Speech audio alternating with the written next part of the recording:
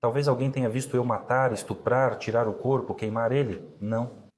Lá, sua vida é sempre a mesma, tudo é limitado. Começando pelo fato de que tiram até a sua identidade. Em 24 de agosto de 2013, homens e mulheres caminham pela floresta perto da vila de Reshoti, que fica a 25 quilômetros de Ekaterimburgo, na Rússia. O tempo está quente, não há vento, e por isso os coletores de cogumelos primeiro percebem a fumaça e só depois começam a sentir o cheiro dela. Um fio fino de fumaça sobe da fogueira perto da borda da floresta. Alguém de novo não apagou o fogo. Como sempre, suspiram o casal. Vão ter que fazer isso eles mesmos. O homem e a mulher se aproximam da fogueira e quase imediatamente ficam paralisados, sem acreditar no que vem. Na fogueira de bruços está o corpo nu de uma mulher. A fumaça traz até o casal o cheiro de carne queimada e a mulher começa a passar mal. A polícia que chegou leva o corpo carbonizado para Ekaterimburgo, para o Instituto de Medicina Legal. Já uma semana depois, o corpo é identificado como sendo de Yulia Prokopieva, de 28 anos, esposa do famoso fotógrafo Dmitry Loshagin. E um ano e meio depois, o próprio Loshagin será enviado para a colônia penal por tirar a vida de sua esposa, apesar da ausência de provas diretas no caso. Na sua opinião, por que você acabou atrás das grades? Por que você está aqui? Qual é o motivo? Eu ainda não entendo, sabe, porque esse absurdo está acontecendo na minha vida. Mas você continua lutando, pelo que eu sei, não é? Sim, estamos agora na fase de cassação. Esse caso ainda continua sendo um dos mais controversos e misteriosos da história criminal, se não da Rússia, pelo menos dos Urais. Hoje o episódio está muito detalhado e não é à toa que estou gravando essa frase com uma voz especialmente fanhosa e gripada, porque hoje vocês terão a oportunidade, com base em todas as versões, de tirar suas próprias conclusões e formar sua própria opinião, que depois devem escrever nos comentários. Mas não leiam os comentários antes de assistir ao vídeo. E também no vídeo às vezes vou confundir o sobrenome Prokopchik com Prokopchuk, e isso é terrível. Dmitry Loshagin nasceu em Ekaterimburgo em 1978. Cresceu em uma família estável, era uma criança muito amada. Na escola, Dmitry se dedicava à fotografia e, aos 16 anos, já alcançou seu primeiro grande sucesso. Na Crimeia foi organizada sua primeira exposição fotográfica. Após a escola, Loshagin ingressou na Faculdade de Economia da Universidade Técnica Estadual dos Urais. Apesar de ter recebido formação em economia, continuou desenvolvendo seu estúdio fotográfico. Ele não abandonou a fotografia, pelo contrário, conseguiu um emprego em uma famosa agência de modelos local chamada Alexandrie. Lá, ele trabalhou como fotógrafo principal, diretor comercial e gerente de arte. Ao mesmo tempo, Loshagin participava de vários concursos e recebia prêmios com frequência. Após a universidade, Loshagin decidiu que iria se dedicar ao empreendedorismo. Ele abriu seu próprio estúdio fotográfico que rapidamente se tornou conhecido na Rússia e no exterior. Por muitos anos, ele foi oficialmente o fotógrafo do concurso Miss Ekaterimburgo. Em 2004, Loshagin conheceu sua futura primeira esposa, a modelo Tatiana Grigorieva. Na época, a jovem tinha 17 anos. O casal se casou em 2006. Tatiana, mais tarde, deu à luz um filho, Daniil, mas em 2010 veio o divórcio. No entanto, os ex-cônjuges mantiveram uma relação profissional, e Tatiana mais tarde participou de muitos projetos de Loshagin. Pouco tempo depois do divórcio, Loshagin começou a namorar Yulia Prokopieva, uma modelo de 26 anos de Nizhny Tagil. Ele conheceu Yulia há 10 anos, quando ela tinha apenas 16 anos. Naquela época, sonhando em se tornar modelo, ela decidiu participar do concurso de beleza Miss Nizhny Tagil. Dmitry gostou muito da garota e ofereceu fazer um portfólio de graça para ela. O relacionamento deles não evoluiu para nada mais naquela época, mas Yulia se lembrou desse encontro. O relacionamento deles evoluiu rápido. Loshagin sugeriu à moça fazer uma sessão de fotos na Índia e depois a pediu em casamento. Eles se casaram em Praga. A cerimônia foi bonita e romântica. Yulia, depois do casamento, manteve o sobrenome Prokopieva. Logo após o casamento, Lochagin comprou um loft de 2 andares em Ekaterimburgo, para onde o casal se mudou. Lochagin montou seu estúdio no loft e o chamou de Espaço de Arte Lochagin Loft. Lá, ele reunia regularmente a elite e representantes da boemia fotográfica, artistas, fotógrafos e designers. As festas sociais na casa de Lochagin eram conhecidas pelo seu grande porte. Yulia e Dmitri recebiam os convidados com prazer. Nessa época, Lochagin começou a ter conflitos com sua ex-esposa Tatiana. A mulher dizia que Lochagin parou de pagar pensão alimentícia e não via mais o filho, alegando que a criança não era dele e, por isso, não tinha obrigação de ajudar financeiramente. Yulia também contribuiu para o esfriamento do relacionamento. Ela tinha ciúmes do marido com Tatiana e não queria que eles trabalhassem juntos. Tatiana foi obrigada a sair da agência de Dmitri e conseguiu um emprego como gerente no bar do Hotel Hyatt. De fora, parecia que o casal Lochagin vivia em perfeita harmonia e se amavam loucamente. Eles estavam sempre de mãos dadas, chamavam um ao outro de amor e falavam sobre como eram felizes. Em uma das entrevistas, Dmitri contou que seu maior sonho era se tornar avô, ir se despedir na praia e segurar a mão de Yulia por toda a vida. Mas o belo conto de fadas não durou muito. Tudo terminou em tragédia. Em 31 de agosto de 2013, a polícia de Ekaterimburgo recebeu uma denúncia de Mikhail Ryabov, irmão de Yulia Prokopieva, que morava em Nizhny Tagil. Ele contou que sua irmã já estava há mais de uma semana sem dar notícias e que o marido dela, Dmitri, estava se comportando de maneira estranha. Já no dia seguinte, os parentes de Yulia foram chamados para o reconhecimento de uma mulher cujo corpo havia sido encontrado em 24 de agosto, a 50 metros da estrada Staromoskovsky, na floresta da vila de Reshoti. As coisas estranhas começaram já naquela época. Apenas a mãe de Yulia, Svetlana Ryabova, e seu irmão foram ao reconhecimento. Dmitri Lochagin se recusou a ir ao necrotério. Quando Svetlana chegou ao necrotério, avisaram a mulher: prepare-se, o corpo que você vai ver passou pelo fogo. Não restou quase nenhum cabelo ou pele no lado esquerdo, o rosto queimou até os ossos. Svetlana então sentiu as pernas fraquejarem. Reunindo coragem, ela entrou na sala de reconhecimento e, aproximando-se da mesa, olhou para o corpo. O corpo deitado sobre a mesa realmente parecia horrível, mas a mulher gritou, não de medo. Infelizmente, devido à censura do YouTube, não posso mostrar alguns materiais documentais, e por isso vou deixá-los no canal do Telegram Strashnote. Acesse, inscreva-se e assista, o link está abaixo do vídeo. Nas unhas da mão direita, que ficou quase sem queimaduras, a mãe de Yulia notou vestígios de esmalte, do mesmo tipo que o da filha. Viu ela pela última vez. O corpo na mesa realmente poderia pertencer a Yulia Prokopieva. A morte ocorreu em decorrência da fratura das vértebras cervicais, informaram os peritos. Quando o corpo foi queimado, a vítima já estava morta. Mas isso não aliviava Svetlana. Ela mal conseguia ficar de pé. Foi oferecido à mulher fornecer uma amostra de seu DNA ao laboratório para estabelecer definitivamente a identidade da falecida. Ela precisava fazer uma análise. Ainda havia a possibilidade de que aquele corpo não fosse o de Yulia. Ainda havia uma chance de que a cor do esmalte nas unhas fosse apenas uma coincidência. Mas os exames confirmaram. O corpo carbonizado era de Yulia Prokopieva. Não havia erro. Os investigadores foram imediatamente até a residência de Lochagin.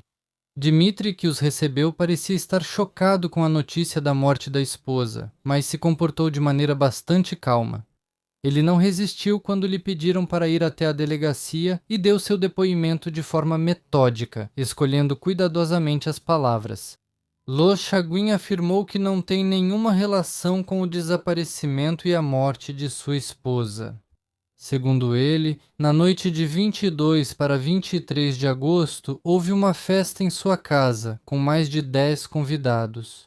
Yulia estava na festa com ele, e quando os convidados foram embora, ela saiu do apartamento sem dar explicações, indo para um lugar desconhecido.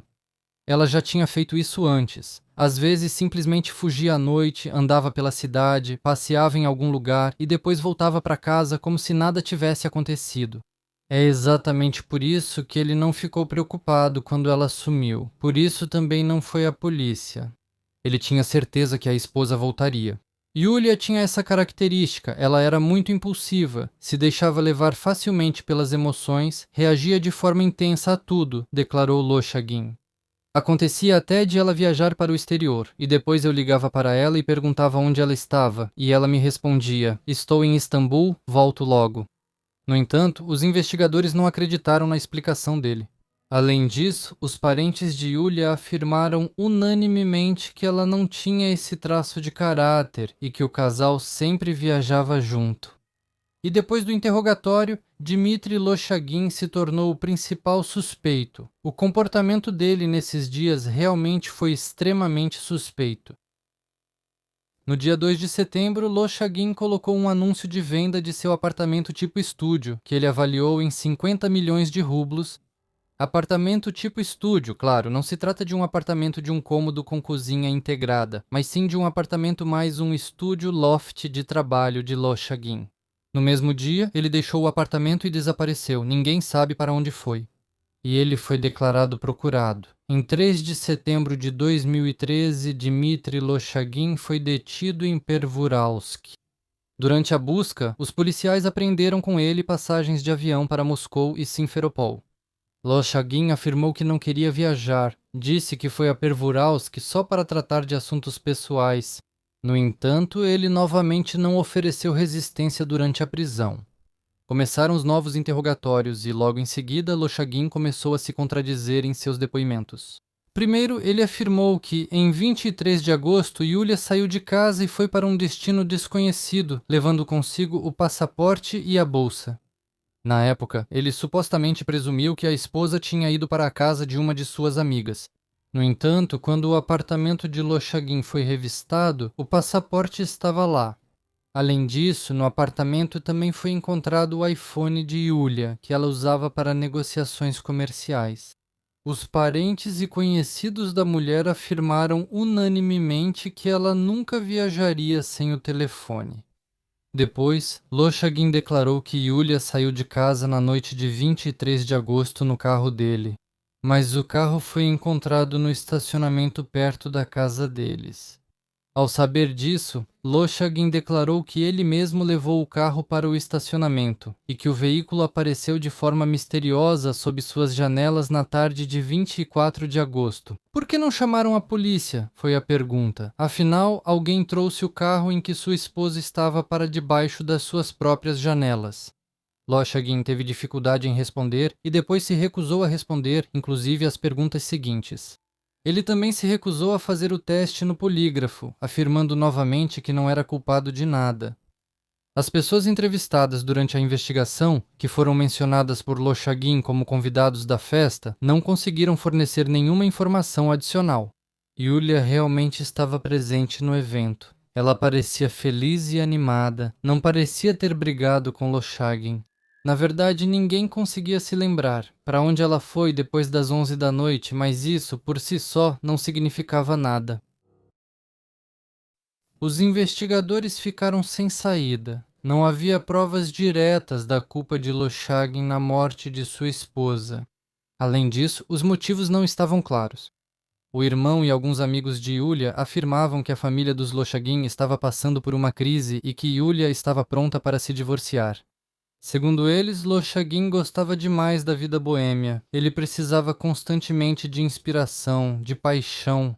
Ele arranjou uma amante e a esposa descobriu. Yulia era uma mulher orgulhosa e não ficou calada. Começaram as brigas. Loshagin ficou agressivo, podia ameaçar Yulia, segurá-la pelos braços durante as discussões. No entanto, alguns amigos de Loshagin afirmavam que quem foi pega em infidelidade conjugal foi a própria Yulia. Além disso, foi descoberto recentemente que a falecida estava com HIV. Loshagin ficou furioso. Foi exatamente por causa disso que começaram as brigas. Brigamos intensamente, mas nos recuperamos rápido. Em exatos 34 minutos, já estamos fazendo as pazes e nos beijando. Continuar fazendo as pazes. Sim, mas isso acontece de forma muito intensa. Diga quão intenso. Bem, se Dima realmente não gosta de alguma coisa, ele pode até arrancar uma taça de vinho. Eu acho. Algo já está acontecendo. Eu digo, Amura, você entende o que está fazendo? Sim, eu já estou fazendo as pazes. A versão vazou para as imprensa, mas depois essas informações não foram confirmadas. Tatiana Grigorieva, ex-esposa de Loshagin, declarou à investigação que viu Yulia na noite de 22 para 23 de agosto na boate Pushkin. Ela não estava sozinha, estava com um grupo, alguns homens. Não conheço nenhum deles, declarou Grigorieva. Mas essas informações também se mostraram falsas. De acordo com os dados de localização do celular de Loshagin, foi estabelecido que no dia 23 de agosto ele esteve na área onde o corpo de sua esposa foi encontrado. No final das contas, foi exatamente essa circunstância que se tornou decisiva. Dmitry Loshagin acabou sendo acusado com base no artigo 105, parte 1 do Código Penal da Federação Russa, homicídio. Naquela época, ele já havia se recusado completamente a cooperar com a investigação e só repetia constantemente que não era culpado de nada. O caso teve grande repercussão. Dmitry Loshagin era uma figura conhecida muito além dos limites de Ekaterimburgo. A investigação passou para a primeira divisão de casos importantes do Comitê de Investigação da Federação Russa na região de Sverdlovsk. Canais federais e locais exibiram várias reportagens sobre o caso. Em setembro de 2013, os advogados de Loshagin entraram com um pedido no tribunal para mudar a medida cautelar de prisão para liberdade provisória com restrição de saída. No pedido, os advogados chamaram a atenção para as circunstâncias que a acusação havia omitido anteriormente e que, na opinião deles, indicavam que Loshagin não era culpado pela morte de sua esposa.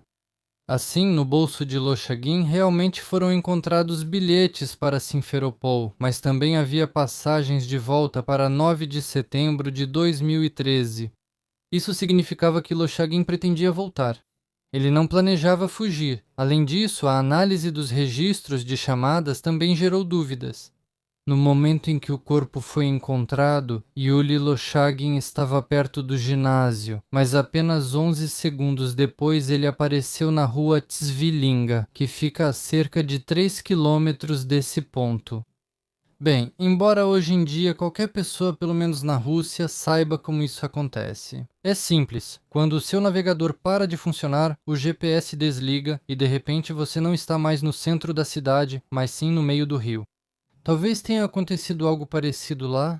Os advogados também criticaram a declaração da investigação, que Loshagin não poderia ter percorrido 3 quilômetros em 15 segundos. Portanto, os dados de localização do celular erraram e não são confiáveis. Os advogados também criticaram a declaração da investigação segundo a qual Loshagin anunciou a venda de seu apartamento no dia seguinte à constatação de que Yulia havia sido morta. De acordo com os documentos fornecidos pela defesa, o apartamento foi colocado à venda ainda em 16 de agosto, ou seja, antes da morte de Yulia. Loshagin ganhava bem, era uma pessoa conhecida e respeitada e era caracterizado positivamente por colegas e amigos. Ele amava a esposa intensamente e a tratava como uma rainha, jamais seria capaz de agredi-la. No entanto, neste caso, foram os defensores de Loshagin que omitiram certas circunstâncias. Pouco antes da morte de Yulia, ele foi réu em um processo criminal aberto sob o artigo 116 do Código Penal da Federação Russa Agressão. A denúncia foi feita por sua ex-esposa Tatiana Grigorieva. As partes chegaram a um acordo amigável na época, firmando um acordo extrajudicial, mas o tribunal levou essa circunstância em consideração. Loshagin é capaz de atacar uma mulher, ele tem crueldade dentro de si. A medida cautelar foi mantida sem alterações. A investigação oficial foi concluída em 10 de julho de 2014 e o caso foi encaminhado ao tribunal. Segundo a investigação, os fatos foram os seguintes. Em 22 de agosto de 2013, Dmitry Loshagin organizou uma festa em seu apartamento em homenagem à artista Ekaterina Itkinskaya. Reuniu-se um grupo de amigos bem conhecidos do casal, personalidades populares de Ekaterimburgo, a elite. 3 dias antes disso, Yulia Prokopieva havia completado 28 anos. Na festa, Dmitri presenteou a esposa com um buquê luxuoso e fez uma bela homenagem. Os convidados aplaudiam, Yulia sorria, todos pareciam estar felizes. Por volta das 10 da noite, Lochagin convidou a esposa e os convidados para subir ao terraço e apreciar a vista panorâmica da cidade à noite. Eles subiram pelo cômodo técnico do 17º andar, onde ficaram por algum tempo. Tanto os convidados quanto o casal Lochagin estavam bêbados. Lochagin tirava fotos. Depois de um tempo, Dmitri e Yulia, junto com alguns convidados, voltaram para o loft, enquanto os outros convidados ficaram no telhado. Às 10h45 da noite, querendo voltar para o local, os convidados descobriram que a porta que levava ao loft estava trancada. Presumivelmente foi Lochagin quem a trancou. Naquele momento, ele e Yulia ficaram sozinhos no loft e, por algum motivo, saíram para a sala técnica. Palavra vai, palavra vem, começou uma briga entre os cônjuges. Talvez o motivo tenha sido ciúmes. Uma das testemunhas depois contaram que Yulia não gostou que Lochagin deu para Ekaterina Ishkinskaya o mesmo buquê que deu para a esposa. Mas, no geral, o motivo da briga continua desconhecido. Seja como for, a briga de bêbados rapidamente se transformou em uma luta. Lochagin perdeu o controle. Empurrando a esposa contra a parede, ele chutou Yulia várias vezes nas pernas com os pés calçados e depois a agarrou pelo pescoço. Um puxão, e o pescoço de Yulia estalou quando uma vértebra quebrou. A mulher amoleceu nos braços do marido e caiu no chão já morta. Todo o crime levou cerca de 10 minutos. Lochagin deixou o corpo de Yulia trancado no quarto e depois voltou para os convidados que restavam. Nesse momento, as pessoas trancadas no telhado já tinham começado a ligar para os amigos que tinham descido para o loft com os Lochagin. Nem o telefone de Yulia nem o telefone de Dmitri atendiam. A chave da saída técnica acabou sendo encontrada com o administrador do prédio. Os convidados foram para casa, as faxineiras recolheram o lixo e Lochagin ficou sozinho com o corpo de sua esposa. Entendendo que precisava se livrar do corpo o quanto antes, ele começou a despi-lo. Logo, Lochagin trouxe de algum lugar um grande recipiente plástico transparente. Colocando o corpo de Yulia dentro, ele levou o recipiente para fora do apartamento e o colocou no porta-malas do seu carro. Já era de manhã lá fora. Saindo para a estrada velha de Moscou, Lochagin seguiu em direção à vila de Reshot, onde parou na beira da floresta. Acendeu uma fogueira e colocou o corpo nu da esposa no fogo. Certificando-se de que estava queimando, Lochagin deixou a floresta e foi para casa. Ele jogou as roupas de Yulia no rio próximo, quebrou o telefone de Yulia. Depois de ouvir a versão da investigação, Lochagin mais uma vez afirmou que não era culpado de nada. Nós fazíamos planos para o futuro. Queríamos nos mudar para Praga e ter filhos, afirmava ele. Éramos felizes. No entanto, Svetlana Ryabova, mãe de Yulia, sabia que a filha não era feliz no casamento. Ele a controlava o tempo todo, escutava suas ligações. Começou a levantar a mão para ela desde 2012. Que planos ele tinha quando minha filha ia pedir o divórcio e queria transferir os bens para mim? Ele teve um caso com Miss Ekaterimburgo, a decisão era firme. A acusação contra Lochagin ainda se baseava apenas em provas indiretas, e a defesa aproveitou isso. Assim, de acordo com a versão da investigação, Lochagin, depois de tirar a vida da esposa, levou o corpo dela para fora de casa em um recipiente de material polimérico. A defesa, no entanto, afirmava que isso simplesmente era impossível. Havia pessoas no Lovete naquele momento.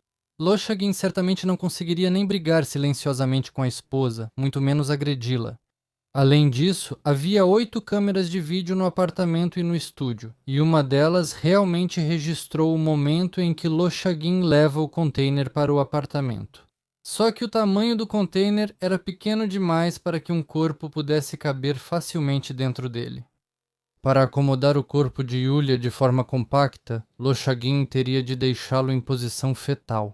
Devido ao rigor mortis dos tecidos, o corpo de Prokopieva, após ser retirado da queima, também deveria estar em posição fetal. No entanto, na floresta, o corpo foi encontrado em outra posição. Além disso, após assistir ao vídeo, ficou claro que Loshagin não levou o container para fora do apartamento. Em resposta a isso, os peritos criminais que analisaram as gravações das câmeras afirmaram que parte das imagens das câmeras foi apagada. Além disso, a acusação apresentou ao tribunal imagens de vídeo da câmera da entrada do prédio. Nela, é possível ver como Loshagin carrega para fora de casa um grande recipiente plástico semi-transparente, no fundo do qual há algum objeto. Naquele momento, a defesa lembrou ao tribunal que no início de 2013 Loshagin, enquanto descansava em uma estação de esqui, quebrou ambos os tornozelos. E seria extremamente difícil para ele carregar sozinho o corpo de Yulia para fora de casa, que pesava 55 quilos. Talvez, afinal, o criminoso não seja ele? Alguém dos convidados, ou por exemplo funcionários do serviço de buffet, poderiam ter tirado a vida de Yulia. Após o fim da festa, 6 grandes caixas foram levadas do loft por 6 carregadores. Foi possível identificar apenas 4 dos homens, e eles com certeza não poderiam estar envolvidos na morte de Yulia, mas 2 deles continuam desconhecidos. A acusação estava em bases frágeis. O criminoso quebrou as vértebras cervicais da vítima, o que significava que não havia vestígios de sangue nem arma do crime. Também não havia testemunhas do crime, nem testemunhas da briga de Loshagin. Os resultados dos registros telefônicos podiam ser questionados.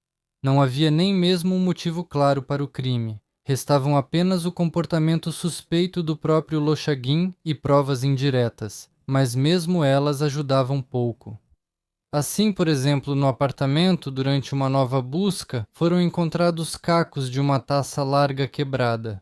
A acusação afirmava que essa taça foi quebrada pelo casal durante uma briga. No entanto, a defesa apresentou ao tribunal fotos em que Yulia e Dmitry estão bebendo de taças de gargalo estreito. Além disso, os peritos criminais determinaram que as impressões digitais nos cacos não pertenciam a Loshagin. No apartamento foi encontrado um fragmento de cor preta. A investigação afirmava que era um pedaço da camisa que Loshagin usava naquele dia. Foram encontrados vestígios de suor no tecido, mas a perícia constatou que eles não pertenciam nem a Loshagin nem a Yulia. Como se descobriu depois, o tecido poderia ser um fragmento de um vestido ou até mesmo de uma fronha. Uma das testemunhas do caso foi um certo Vyacheslav Kolipin, em algumas fontes Kolipin com A na primeira sílaba, empresário. Alguns amigos e conhecidos de Yulia afirmaram que a garota tinha um caso com ele e que Loshagin descobriu sobre esse relacionamento, o que poderia ter servido de motivo para o crime.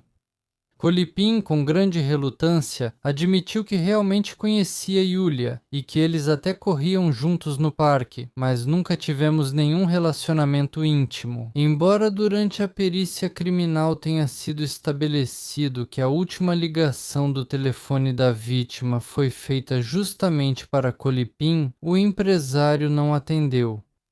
A promotoria exigiu que Dmitry Loshagin fosse considerado culpado e recebesse 13 anos de prisão. Já em novembro de 2014, o tribunal deveria anunciar a sentença. No entanto, a defesa inesperadamente apresentou um pedido para realizar uma nova perícia forense independente, com o objetivo de determinar a causa e o momento da morte de Yulia Prokopieva.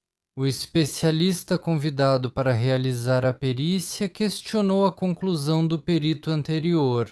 Segundo ele, a perita de Pervouralsk, Anna Shuloshnikova, não determinou o tempo que o corpo permaneceu na floresta, não examinou as manchas de livor cadavérico e não mediu o fluxo dos restos mortais. Ela não indicou no laudo a posição dos músculos do pescoço, da língua, dos 5 hematomas na parte interna da coxa e não mencionou o fato de que foram encontrados restos de comida no estômago. Além disso, Shuloshnikova escreveu que nos restos do corpo foram preservados fragmentos queimados de roupas, enquanto nos relatórios policiais foi dito que o corpo estava nu. Além disso, descobriu-se que a perita não realizou a abertura dos pontos de Yulia, embora tenha indicado no laudo que tal exame havia sido feito. No novo laudo foi indicado que o lado esquerdo do corpo de Yulia estava queimado, incluindo a pele e o tecido muscular. Enquanto isso, o lado direito do corpo quase não foi afetado pelo fogo. Isso significa que, pela temperatura dos órgãos internos, seria possível determinar o momento da morte. No laudo foi indicado que a morte da jovem ocorreu de 6 a 8 horas antes de ela ser encontrada na floresta, ou seja, em 24 de agosto e não no dia 22. Além disso, o perito também afirmou que para quebrar o pescoço da esposa com as próprias mãos, Lochagin deveria possuir grande força física. Na opinião do perito, o acusado não poderia ter causado tais ferimentos em Yulia. A perícia enfraqueceu completamente a acusação. Na sessão final do tribunal em 25 de dezembro de 2014, Dmitry Lochagin foi considerado inocente e libertado. A sentença causou uma onda de indignação entre os parentes. Yulia, mãe da jovem, declarou que iria recorrer. Tínhamos mais 2 testemunhas de acusação, mas por algum motivo elas não foram chamadas ao tribunal, declarou a mulher e acrescentou que Lochagin, em um dos interrogatórios, acabou confessando a 2 funcionários que tirou a vida da esposa e se livrou de Yulia. A mulher não quis revelar os nomes dos funcionários na época, mas prometeu levá-los ao tribunal. Após ser libertado, Lochagin visitou o túmulo da esposa em Nizhny Tagil, conversou de bom grado com a imprensa e concedeu uma entrevista. Ao conversar com os jornalistas, ele manteve a versão de que Yulia, naquela noite de 23 de agosto, foi a uma boate com sua amiga Leila. Ele afirmava que Yulia foi vista nas dependências da boate e até dizia que alguém a viu nos dias seguintes. Lochagin afirmava que Yulia morreu em 24 de agosto, ou seja, 2 dias depois daquela festa. Ele apoiava totalmente a versão do perito convidado. Assim, ele admitiu relutantemente que, de fato, esteve no dia 23 de agosto perto do local onde o corpo foi encontrado, mas disse que lá havia um camping onde Yulia às vezes gostava de passar o tempo. Pensei que ela poderia ter ido, por isso fui até lá também, disse ele. Enquanto Lochagin aproveitava a liberdade recém-adquirida, a mãe de Yulia, Svetlana Ryabova, decidiu agir. Ela assinou um contrato com o advogado moscovita Evgeny Chernusov e já em janeiro de 2015 eles entraram com um recurso contra a sentença de absolvição de Lochagin. No recurso, Chernusov apontou inúmeras contradições e violações cometidas pelo perito convidado ao elaborar o laudo. O perito não se baseou em metodologias cientificamente fundamentadas do Ministério da Saúde, mas tirou conclusões praticamente apenas com base em sua própria experiência e opinião. O tribunal não tinha o direito de fundamentar a sentença absolutória em provas obtidas de um especialista particular. Na audiência, foram ouvidos os depoimentos de 20 testemunhas convidados da festa, que declararam que não perceberam nenhuma briga entre Yulia e Dmitry na noite de 22 de agosto de 2013. No entanto, observou Chernusov, isso não significa de forma alguma que Lochagin não esteja envolvido na morte da esposa. A briga aconteceu sem testemunhas. Não era possível se basear nos depoimentos deles ao proferir uma sentença de absolvição. Chernusov também comentou sobre as provas reunidas pela investigação. Ele observou que, como resultado, durante a busca no apartamento de Lochagin, foram encontrados o passaporte russo e o passaporte internacional de Prokopieva, as chaves de 2 carros que ela usava e um dos seus celulares. Sem esses itens, Yulia dificilmente teria saído de casa. O fato desses objetos terem sido encontrados em casa, de acordo com as instruções da Procuradoria-Geral da Rússia para a análise de casos de desaparecimento de pessoas, indica que um crime intencional foi cometido contra Yulia. No final de janeiro, surgiu uma nova testemunha no caso, o investigador Pavel Prokopchik. Ele afirmou que no momento em que o corpo de Yulia foi encontrado, seus braços e pernas estavam dobrados de forma antinatural. Isso poderia confirmar a versão de que Lochagin levou o corpo da esposa para fora de casa em um container. Prokopchik também afirmou que, em um dos interrogatórios, Lochagin confessou a ele que naquela noite brigou com Yulia e a empurrou, fazendo com que ela caísse e se machucasse. Continua. O relatório de Pavel Prokopchik sobre a confissão feita por Lochagin foi redigido ao chefe do Departamento de Investigação Criminal da Direção Principal do Ministério do Interior da região de Sverdlovsk, Alexander Mazaev, e estava presente nos materiais do processo criminal. De acordo com ele, Dmitry Loshagin confessou que levou o corpo de Yulia em um container para a região da vila de Reshot, onde jogou os pertences da esposa em um rio local e espalhou seus próprios pertences pelos lixões das redondezas. Apesar da existência do relatório, nem a investigação nem o tribunal tomaram o depoimento de Prokopchuk na época, alegando que ele era uma parte interessada. E esses depoimentos poderiam ter mudado tudo. Além disso, Chernousov também redigiu uma carta endereçada ao deputado da Duma Estatal, Roman Kudiakov, na qual pediu para envolver funcionários do Ministério do Interior e do Comitê de Investigação de Moscou na investigação. No início de fevereiro, Loshagin publicou em sua página no VKontakte uma troca de mensagens com Prokopchuk, que supostamente exigia dele $50.000 para se recusar a testemunhar contra ele. Prokopchuk não confirmou a autenticidade dessa troca de mensagens, mas ela causou repercussão. Imediatamente, em vários meios de comunicação e na internet, surgiu a informação de que um agente da lei em atividade estava envolvido em extorsão. O porta-voz do Ministério do Interior de Sverdlovsk, Valery Gorelik, afirmou que isso pode justificar uma ação judicial contra Loshagin para proteger a reputação profissional de Prokopchuk. A audiência para apelar da sentença ocorreu em 26 de fevereiro e durou quase 5 horas. Como resultado, a sentença de absolvição de Dmitry Loshagin foi anulada e o caso foi reaberto. Como medida cautelar, foi imposto a Loshagin o compromisso de não se ausentar. Em sua decisão, o Tribunal Regional de Sverdlovsk baseou-se em fatos não considerados, avaliação incorreta e inúmeras violações do Código de Processo Penal cometidas pela investigação e pelo Tribunal de Primeira Instância. Assim, nas gravações das câmeras de vigilância na noite de 22 para 23 de agosto de 2013, era possível ver Yulia entrando no estúdio fotográfico. Depois disso, convidados e funcionários do serviço de buffet também entraram no local, mas nenhum deles viu Yulia. A primeira instância também não deu importância ao fato de que, em determinado momento, parte dos convidados ficou trancada no terraço do loft. E os Loshagins de repente pegaram os telefones ao mesmo tempo. Depois disso, ambos os telefones de Yulia ficaram desligados.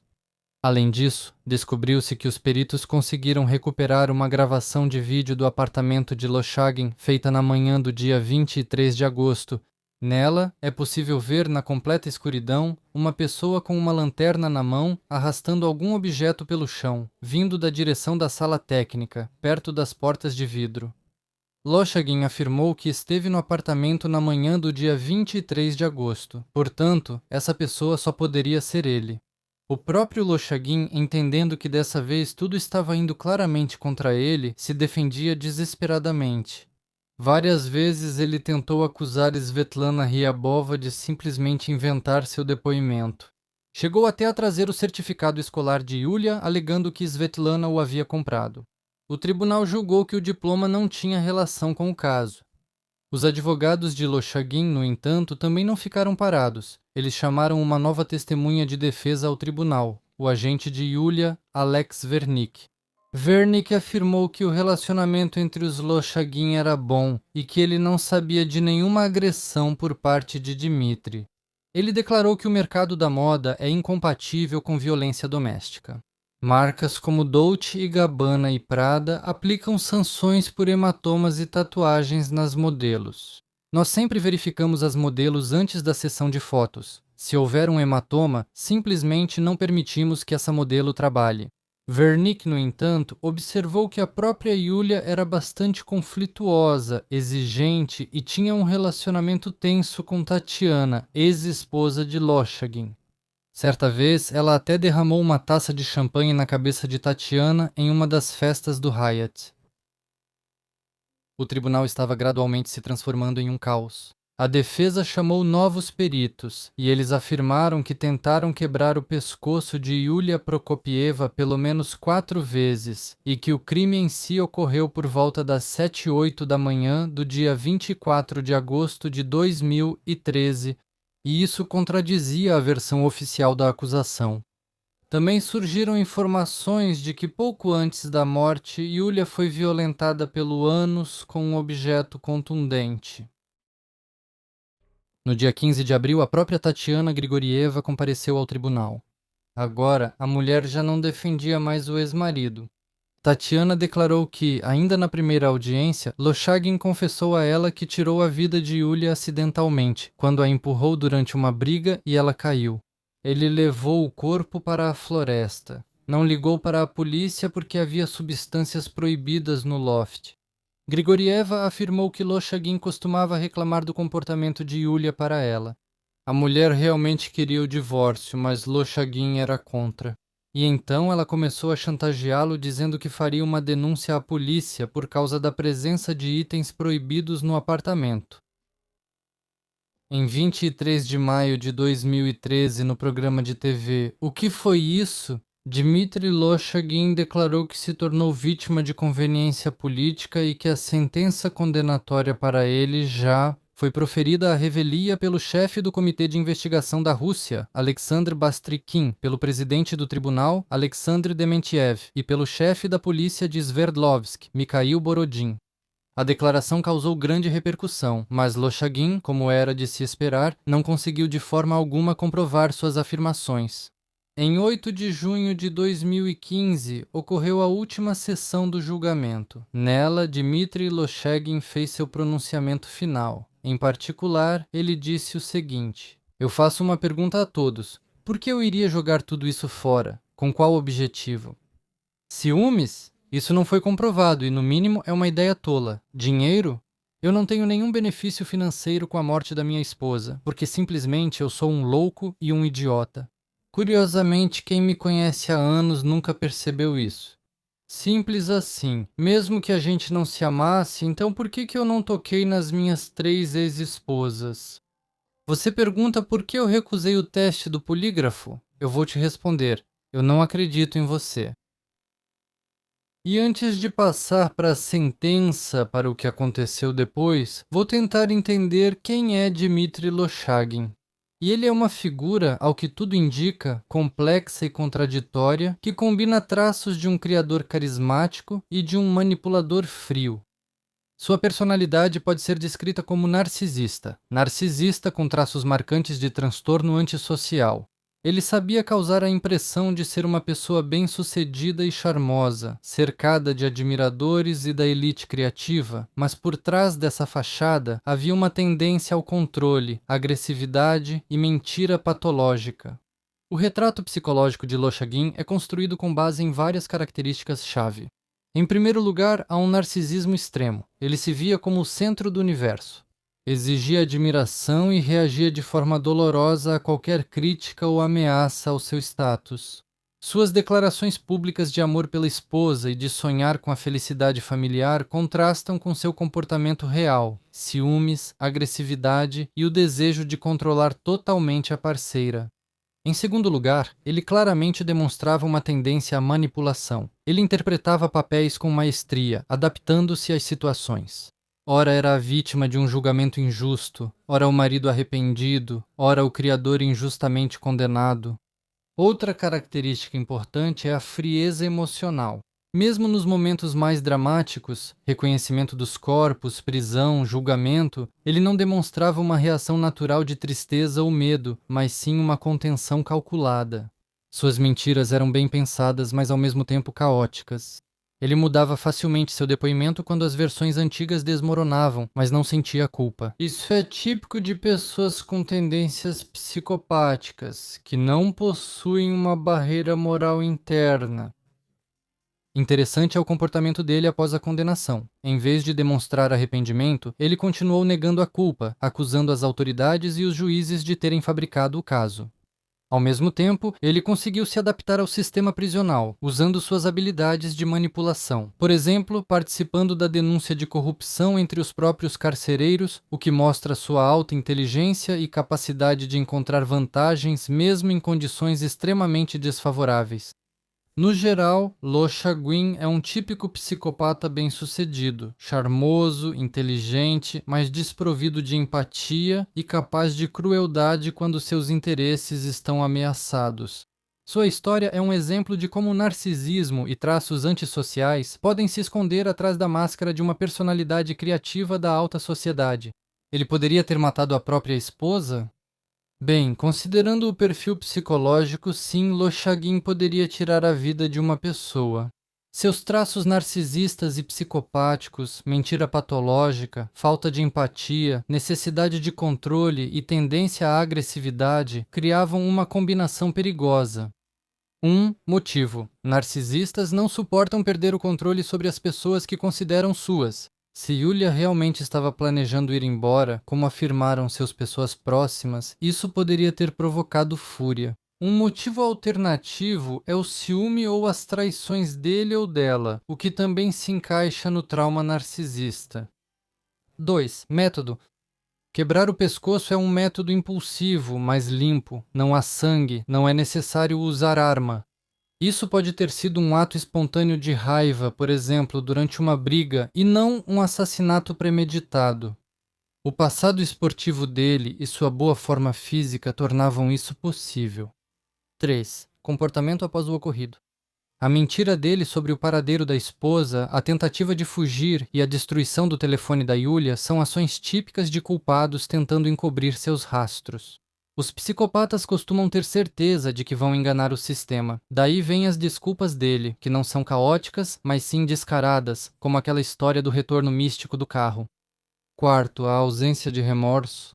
Mesmo na prisão, ele não admitiu a culpa, mas isso não é inocência, e sim uma defesa narcisista.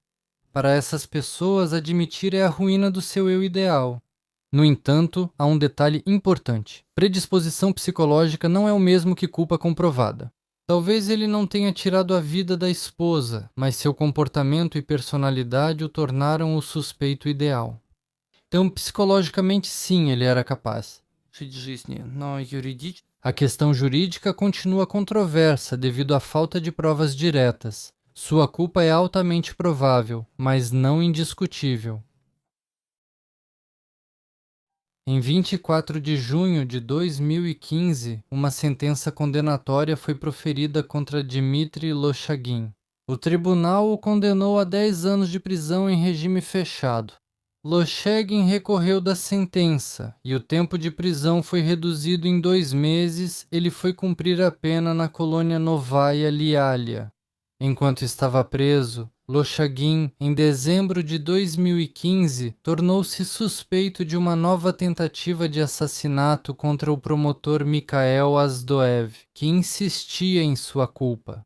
O incidente ocorreu tarde da noite, em 30 de maio de 2015, pouco antes da sentença condenatória ser proferida. O criminoso incendiou um pneu de carro na porta da casa de Azdoev. A fumaça do pneu preencheu o ambiente da casa. Se Azdoev estivesse em casa, ele teria sufocado. Após isso, o promotor só ia às audiências com segurança.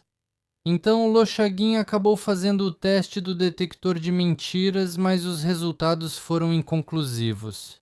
Ele não foi responsabilizado por esse caso. Na colônia, Lochagin trabalhou várias vezes como fotógrafo, criando reportagens sobre os eventos. Ele até quis doar o equipamento fotográfico para a colônia, mas não aceitaram. Ao mesmo tempo, ele continuava afirmando que foi enviado para a colônia por motivos políticos. Eu sei com certeza que o juiz que me julgou, depois do meu processo, foi nomeado presidente do tribunal, declarou ele aos jornalistas em 2016. Quando o promotor, saindo do tribunal, pergunta ao juiz se fez tudo certo, e as pessoas ouviram isso, como isso se chama? Em 2018, Rafik Zinatulin, vice-diretor da colônia onde Lochagin estava preso, foi preso sob a acusação de abuso de poder com o uso de tortura e abuso sexual contra os detentos. Lochagin atuou como testemunha nesse caso. Ele confessou que viu Zinatulin e 5 de seus assistentes torturando os presos e cometendo abuso sexual contra eles, além de afirmar que foi obrigado a pagar dinheiro ao diretor da colônia durante 2 anos, em troca de não se tornar ele mesmo uma vítima de abuso. Lá, acho que nem dá pra ir ao banheiro ou sentar tranquilo sozinho. É simplesmente um absurdo. A declaração de Lochagin causou repercussão pública mais uma vez. Uma nova inspeção foi realizada na colônia. Lochagin foi transferido para outra colônia penal para cumprir a sentença. Durante o tempo em que esteve preso, Lochagin apresentou vários pedidos de liberdade condicional e solicitou a substituição da pena de prisão por restrição de liberdade. Mas mesmo quando um tribunal tomava uma decisão a seu favor, outro tribunal imediatamente a anulava. Finalmente, no meio de 2022, Lochagin teve sorte. Seu pedido de liberdade condicional foi aceito. E desta vez, o tribunal considerou os argumentos da instância de apelação insuficientes. Em 23 de agosto de 2022, Dmitry Lochagin foi libertado. Quase imediatamente, ele voltou a trabalhar com fotografia. Ele conseguiu novos clientes e também atraiu a atenção de jornalistas.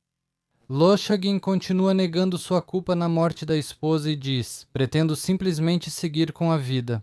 Ele chama sua estadia na prisão de uma viagem de trabalho criativa. E o que você acha sobre esse caso? Lochagin é culpado ou não? Aliás, vou deixar a entrevista dele no canal do Telegram e você pode ver como essa pessoa é, como fala e talvez também tirar suas próprias conclusões subjetivas. Então escreva comentários, deixe likes e dislikes e assista a outros vídeos no canal. Eles estão aí nas telas finais agora mesmo na sua tela e eles são lançados mesmo que você nem sempre receba notificações sobre isso, então inscreva-se e ative o sininho.